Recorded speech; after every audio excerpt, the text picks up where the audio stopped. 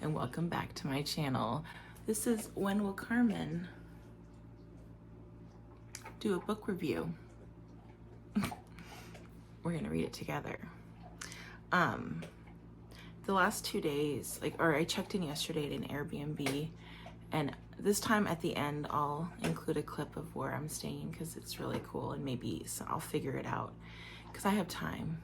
There's no rush. And there's even a little desk in there that I can work in, so that'll be fun. And so I've had a lot of time to really think and realize, that I've been the key to setting me free. And I feel like clean, I feel brave, I feel all these things that, in a way, so deep that I feel like nobody can take it away from me.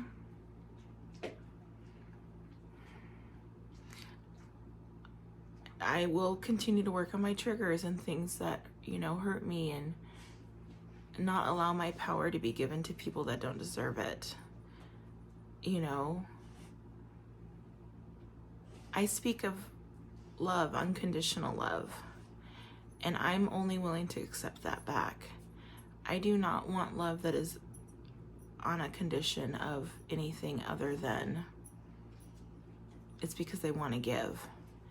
I don't know if I've talked about this, but I've thought about this. Love language is so important to me. Or my love language, I realize, is gift giving. For so many years, I really struggled on how to tell people how I felt about them because I had such a hard time with my voice and articulating what I wanted to say because I was always hiding behind a mask, afraid to show who I was, instead pleasing everybody else but herself. But, I realized that every time I did that, I was attacking my inner child.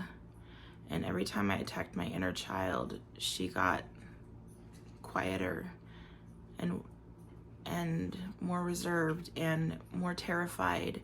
And just years until I finally woke up and I said, enough's enough. I can't carry what I didn't cause, what was not my fault. And the things that I fell into that I would regret, I can't, because everything happens for a reason, right? And things don't happen to you that weren't supposed to happen. So those kind of thoughts have to go out the window.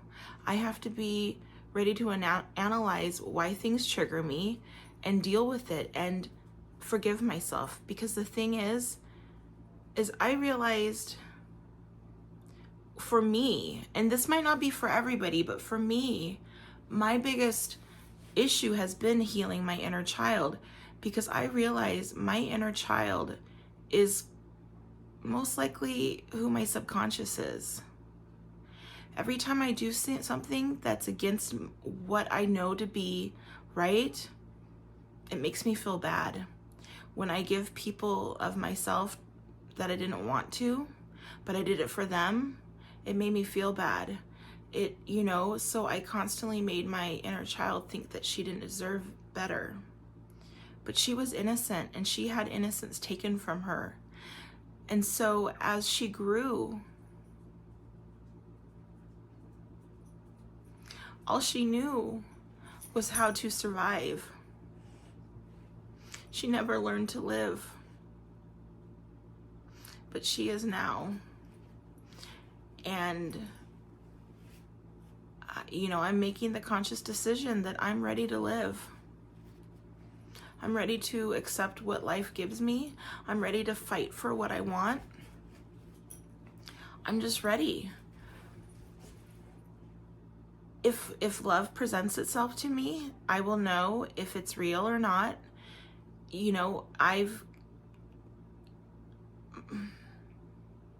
Honestly, every one of my relationships has been somebody taking from me. There have been some that have walked away. There have been some that finally forced me to walk away, and there's been some that actually have done both. But That doesn't matter, because once again, they were never able to save me. It was always up to me to save myself. And I know that now. And because I know that, I'm not doomed to repeat the same mistakes, because I'm learning my lessons and I'm growing from them. And with that, let's talk about our first book. I need to put my readers on because I am 46 years old, you guys. I know my skin looks really good, and you're gonna say, what's your, skincare routine? Honestly, maybe once a week I put skincare on. I can say being a heavier girl, that helps with your skin look more plump, but also I just have good genetics. I think genetics are really important, and also my skin has been looking so good because I'm really monitoring what I'm putting into my body. I'm eating better for myself. I'm fueling my body instead of hiding behind it with the food I'm putting into my mouth. And the thing is that there are times where, like yesterday, I did have a Mountain Dew, and I know that's a naughty thing, but I rewarded myself, and because I'm working hard, I'm doing a lot of hard work. But today I haven't had any soda, so I just want to find balance. And I just know caffeine is probably not the best, because I was like I'm talking right now.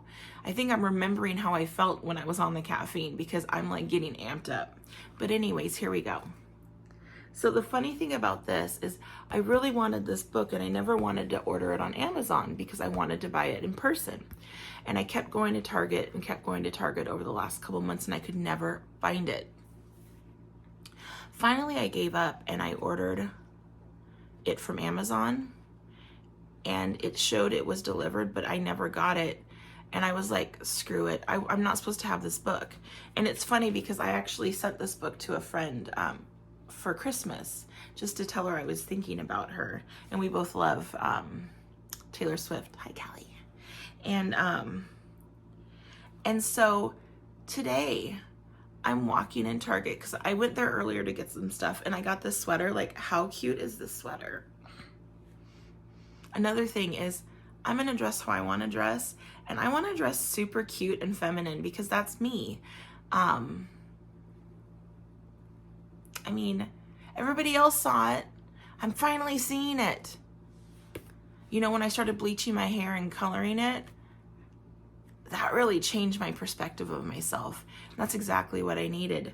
But now I'm really enjoying watching it grow out, and the silver is like really pretty. So it's gonna be fun to see kind of what happens as it's growing out. But anyways, here we go. Taylor Swift. And it says, Taylor Allison Swift was born on December 13th, 1989 in West Reading, Pennsylvania. Her parents named her after James Taylor, a famous musician.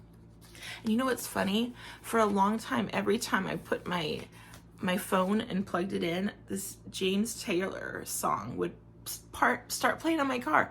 I see fire and I see rain. I see sunny days that I thought would never end. Wow. But I always thought that I'd see her again. Whew. Okay. So, and then look at the seagulls. Is that not 1989? It says, a lot of love surrounded Taylor and her little brother Austin. The Swifts did many activities as a family. They spent time reading books, visiting new places, and having fun outside. That was what I wanted as a kid. That's really beautiful. She's so lucky. Oh, here we go. But we all have our stories, right? She has her demons too.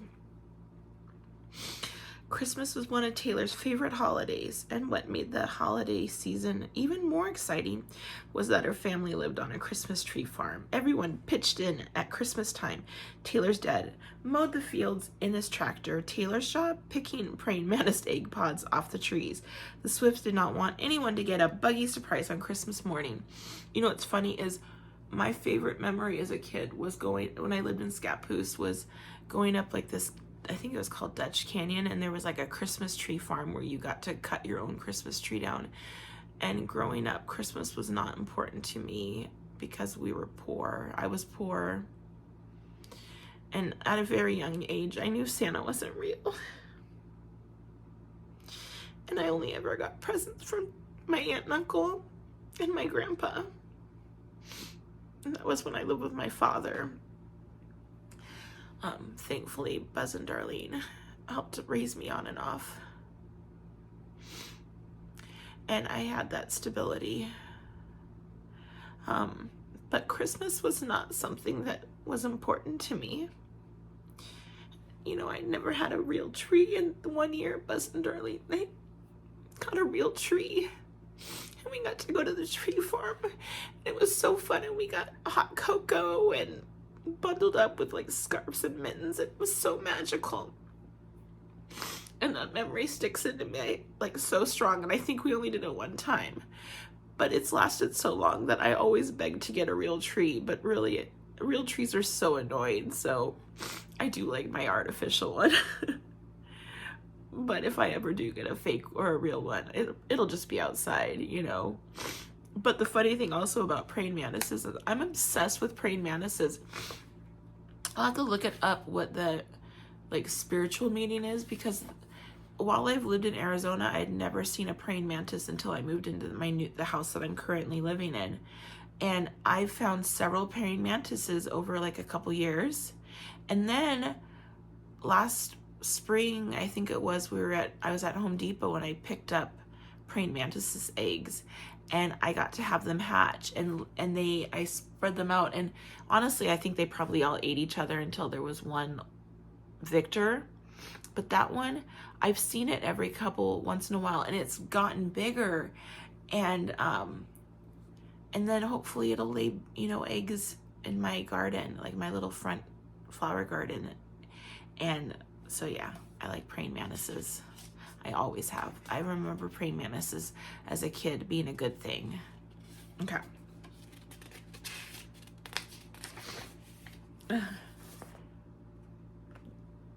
This one.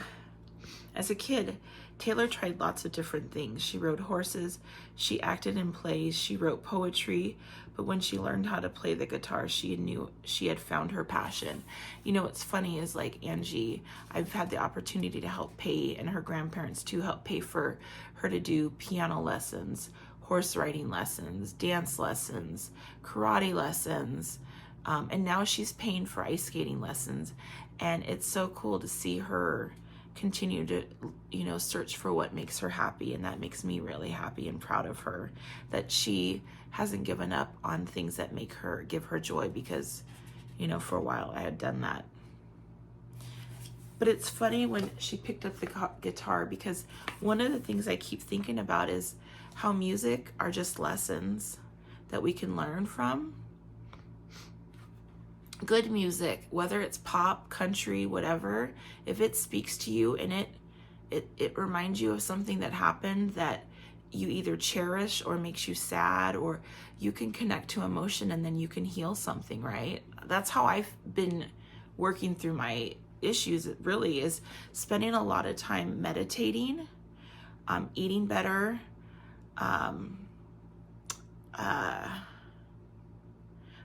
following what makes me feel good. Also doing things like just doing things for me, right? Like today, I went and got my car washed. Tony used to do that. I never had to wash my car. But guess what? I get to go take my car to the wash. That's a privilege. I have a car. I love my car. I might not have it in a couple months when I decide to go on my road trips. I might trade it in for something different. But I love my car now, and I can take it to go get it washed because I want it to be washed, because I didn't like how it looked dirty. Before, I never cared when it was dirty. But I feel like this is my next thing I'm gonna try is learning guitar. And it says, when Taylor has a goal, nothing stops her. She was a big fan of country superstars Faith Hill and Shania Twain, and she discovered that both musicians had started their careers in Nashville, Tennessee. So I obviously have to go visit Nashville, right? But when you have a goal, you have to keep fighting for it, right? Until you know it's not right. That was all 10-year-old Taylor needed to know. She asked her parents to take her to Nashville. She asked them every day, and finally, when she was 11, it happened. Her mom took Taylor and Austin there for spring break. They drove up and down Music Row, an area country music recording studio and businesses, while Taylor's mom and brother waited in the car. Taylor ran into the offices of various record labels and handed out CDs she'd made of her music. And I heard like some of that stuff is still kind of like floating around. How cool would it be just to stumble across that kind of awesome stuff? And look at cute little Taylor. Says Taylor performed anywhere that would have her, including fairs, festivals, and ball games. But sometimes following dreams means doing things other people don't understand. And I kind of understand that. But you know what? The people that do understand are who your people are, right? Girls at school were mean to Taylor. When people don't understand what they don't know, they're mean. Especially when somebody's not afraid to fly their freak flag. I'm going to keep that in there. I'm not editing that out because that's what I'm doing. I am literally, I'm going to figure out how to edit it. I am literally Patrick with that flag out my butt because I'm free.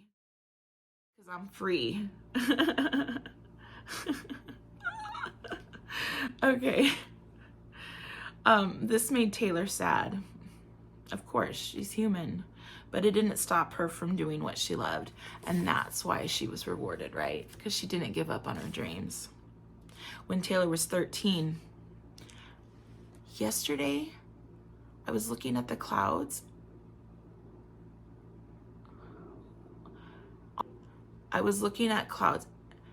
I didn't record it happen, but I was talking to my girlfriend Misty, hi Misty, about how I was sitting in the spot on the table and watching the clouds go by, and I saw a cloud, like two little clouds that were like kind of stick figures, and they looked like an upside down 13.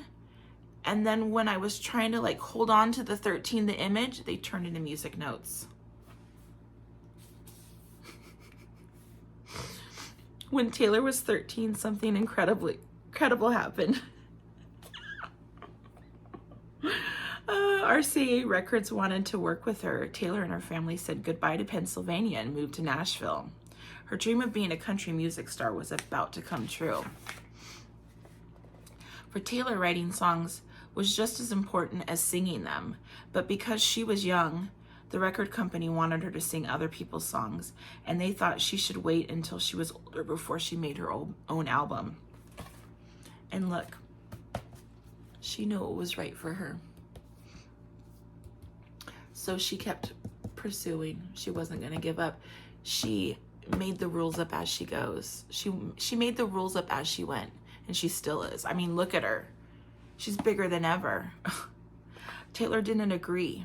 One night, Taylor performed at Nashville's Bluebird Cafe. She sang some of her own songs and some of other singers. She caught the eye of a music executive in the crowd who was forming a new record label. Guess who signed up to make an album? Taylor Swift. And that is what started the first 6 albums that are getting re-recorded.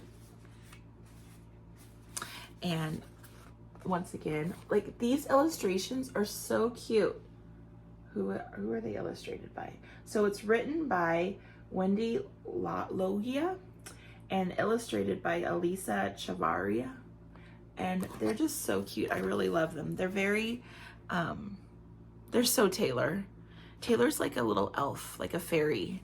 And these just look fairy-like. Taylor's debut album, Taylor Swift, came out when she was just 16. She was excited every time she heard her songs on the radio. as one should be. Her next album, Fearless, was top-selling record of the year and made Taylor a huge star. Taylor is fearless. Hell yeah, she is. When she went, that's when you face your fears, you can say you're fearless. Wow. And you know, me recording this video is pretty fearless because that's my fear. Taylor is the gift that just keeps on giving. When she went on her first concert tour, she took the music world by storm. I think Taylor Swift is my muse. I mean, hello, I've been obsessed with her for a year and a half. Like, barely been able to listen to anything else but Taylor Swift. I've just started branching out a little bit. But I think I'm going to go back to just Taylor, just for now, because it's been good. One of Taylor's biggest strengths is storytelling. Her songs tell stories as many people can relate to. Taylor wrote all the songs on her third album, Speak Now. Listening to a Taylor Swift album is like hearing her diary being sung out loud. And like I don't know if I said earlier, because like I said, I'm on a stream of consciousness. And, but her voice, like her songs are like lessons that she's learned. It's like, and when you document it, then you hopefully don't repeat it. And the thing is we're always learning lessons, you know. That's the beauty of life, is that we always can grow and become a better person. Okay, look at her in this little beret. It's so cute. Many of Taylor's songs are inspired by her life, like The Best Day, a song about growing up in a loving family and having a supportive mom. Taylor and her mom, Andrea, are very close. They talk about everything. No one has known Taylor longer or knows her better than her mom. And that is so beautiful to me, because my mom was a drug addict, and at 2.5 years old, she went on one of the first times she went on the run. I think it wasn't the first time, but it was the first time in my life she went on the run from cops, because she was wanted in another state. Like, my birth certificate, it doesn't even have her real name. It's a alias that she was using. And my dad was abusive, from what she said, and he was also an addict. You know, they were toxic together. Generational trauma. And when she was leaving him, he said, if I can't have you, no one will. And he called the cops on her to find her where she is. And then he asked to have us for Thanksgiving to say goodbye to us. And he kidnapped us. And I didn't see my mom again until I was 4th grade. Now, there was one memory where maybe I was 4, 5. I remember seeing, like Buzz and Darlene, I might have been staying with them and they allowed her to show up to visit, but it's not a memory that's very strong in my mind. But I just remember this flowy outfit, and my mom was such a hippie. And I remember like this piano and like plucking on a piano, and I don't know what is real, but that's a good memory that I have. Like, it touches me. But anyways, like, so my mom then came back in my life in 4th grade and wanted us back, and my aunt and uncle, at that point we were with my aunt and uncle, and we were safe and stable. But my mom showed up and said, I'm clean, I'm better. And my aunt wanted us to make our own decisions. And I chose my mom, and so did my brother. And then we moved to Arizona, and things were okay for a little bit until they weren't. And it was real bad. Ended up being that she was wanted from the law again, and we had to go on the run, and I had to make really tough choices, and that time was just a mad chaos. But I survived it. it was 3 years of hell. But every summer I got to go back to Oregon and visit Buzz and Darlene. And so those summers were like, and then there was the one summer, it was like the summer between 6th and 7th grade, I think it was, or 5th and 6th. And we worked at a concession stand in a baseball field, and me and my girlfriend Diana, hi Diana, and that was like my best summer ever. Like, that's the summer before I had my innocence lost, like fully. I had already had somebody try to take it, but I didn't understand it yet. So I don't think it had traumatized me. Maybe it did, because I chose to go with my mom. But I didn't know any better, so I can't regret those choices. They brought me here, right? But life was really hard for Mom, and she couldn't handle it, and slowly she slipped back into her demons. And she took on too much, and she couldn't handle it. Ultimately, that's what took her. But she had a big heart, just like I did. And I realize all my things that I've been struggling with have been what were probably her exact demons. And I've been fighting them my whole life. You know, thankfully I never got addicted to drugs. I was too afraid, or alcohol. Thank God I'm slightly allergic to alcohol, because that would have been bad, I bet. But I also don't like how it feels. Like, I get really sick, but I think it's because I'm allergic. But anyways, but I did have the food addiction, and that was slowly killing me. And I recognize that, and I'm making a conscious choice. But like I'm saying, like, Taylor had this loving mother, and I'm so happy for her. Like, I think those are the things that I'm realizing, is that you can be happy for people, and you don't have to be envious of what they had, because you don't know what the other battle demons that she's fighting. Like, sometimes you need those glimpses of goodness to know. And thankfully, I've seen glimpses of goodness. I've allowed myself to see them. And once I feel like once I healed my inner child, it was like, or now that I am healing my inner child, it's like she's my subconscious. And she's my innocence.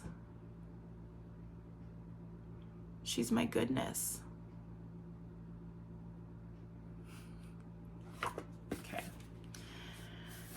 Okay. Trying new things and taking risks is important to Taylor. Even though country music was her first love, she took a big chance and recorded a pop album called 1989. And I love that album. Oh my God. Like, New Romantics is my freaking anthem. And it was, oh, and Welcome to New York, anthem. Taylor never lets anything hold her back from creating. Oh wait, and that was a best-selling album of the year. Taylor never lets anything hold her back from creating music she loves. And she makes up the rules as she goes, you know. But look, all the Polaroids, you know, totally 1989 coded. Look, the secret sessions. And that's totally Lover era. Look at Miss Taylor. Dr. Taylor Allison Swift. Taylor also loves sharing things with her fans. They know that her lucky number is 13. She often hides clues and Easter and symbols in her music and videos. For a few of her albums, she surprised special groups of fans by inviting them to secret parties to listen to the album before anyone else. They got to hang out at her house, meet her family, and even bake cookies together. Like, so cool. Dream come true.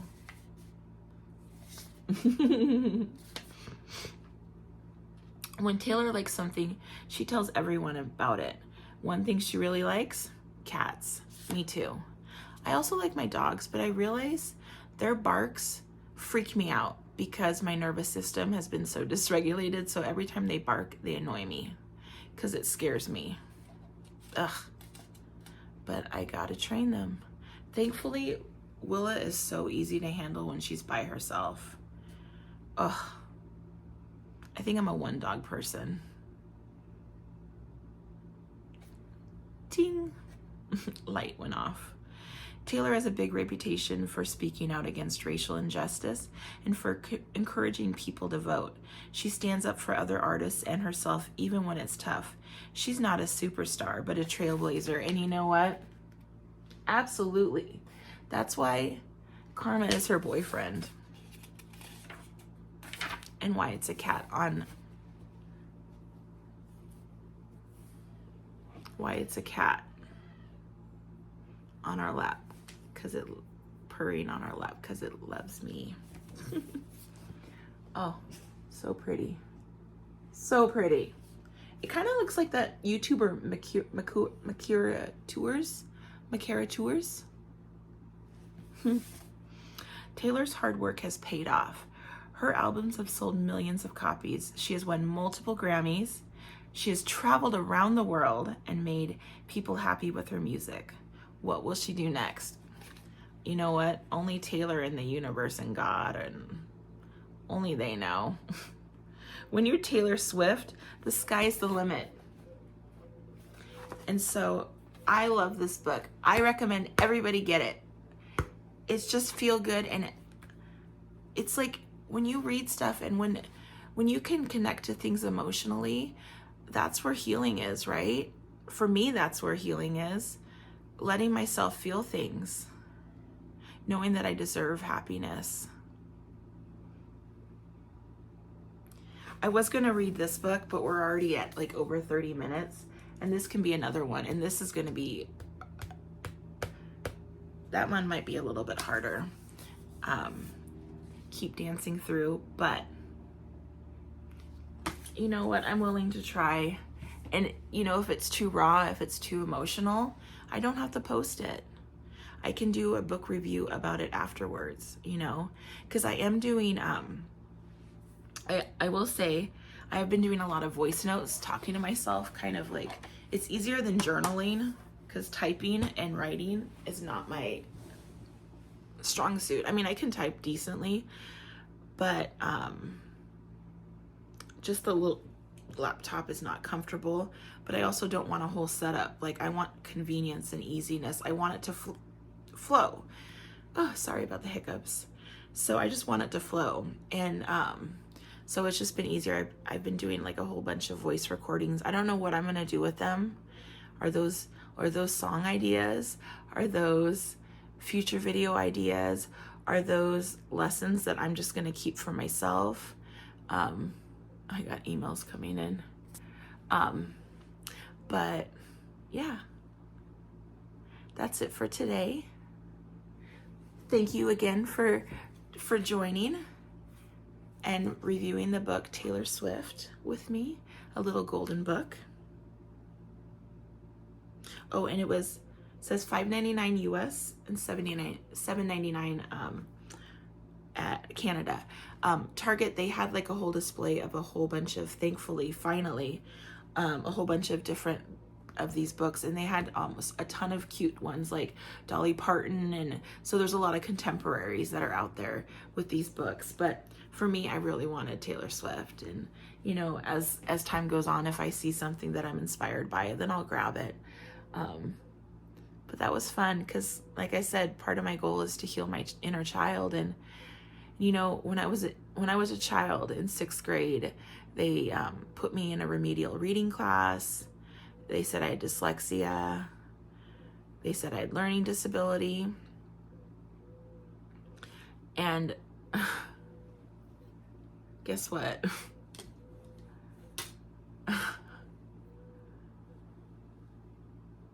I was the people pleaser I was, and I overcame it. For the longest, like I even wore glasses in 6th grade. I think it was 5th or 6th grade, and then I just stopped because it was annoying me.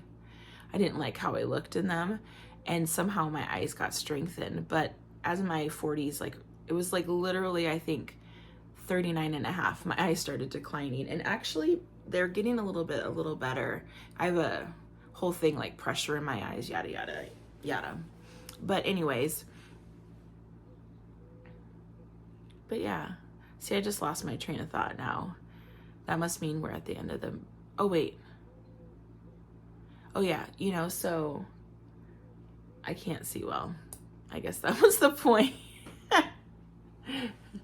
But hopefully at the end of this, I'm gonna include clips of the place that I'm staying at, the Airbnb. It's really cute. I really like it. I originally booked it for 2 or 3 nights, I think, 2 nights.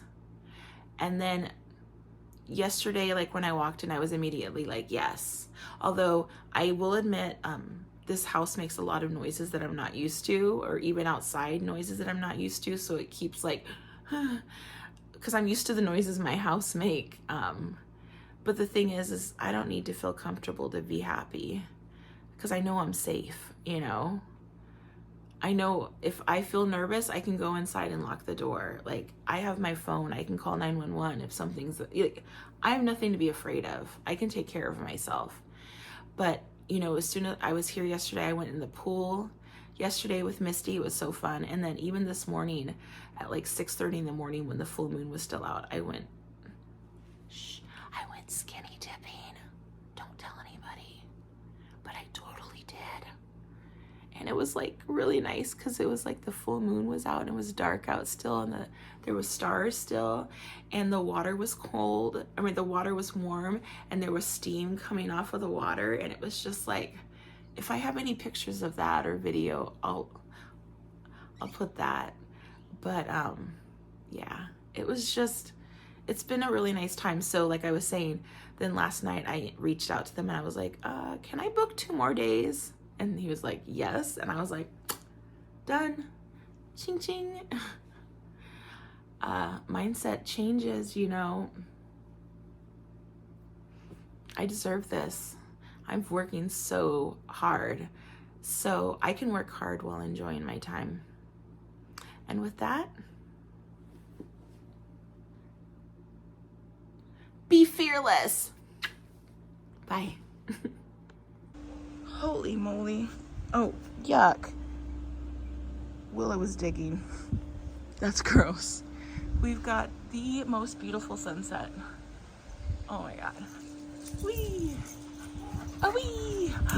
Look at this!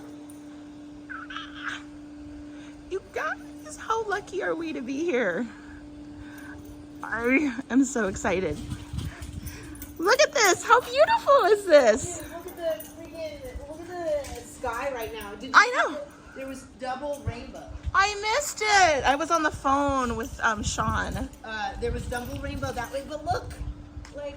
I know, dude. You know what? I saw a cloud because I was sitting here and I was looking. I was sitting over here and I was looking while I was on the phone. I've been watching the clouds. Let me see if you can see. I've been sitting here. Oh yeah, you can see it. I've been watching the clouds go by, right? And I saw an upside down 13 in the clouds, and it turned into music notes. Yes. This is cute. Isn't it so cute? Yeah, I'll show you around.